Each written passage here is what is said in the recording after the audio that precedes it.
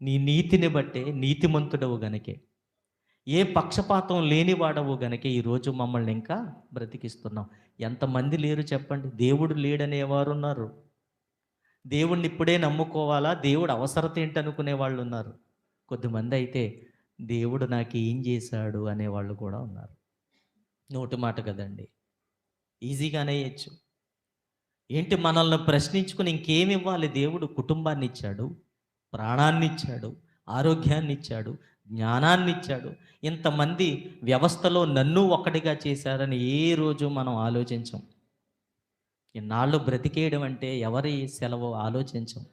తిరిగి అంటాం, దేవుడు నాకేం చేశాడు? దేవుడు అవసరమా అనేవాళ్ళు కూడా ఉన్నారు. దేవుడు అవసరమా?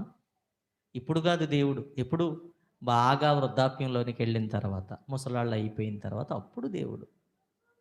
అప్పటికి చూడాలి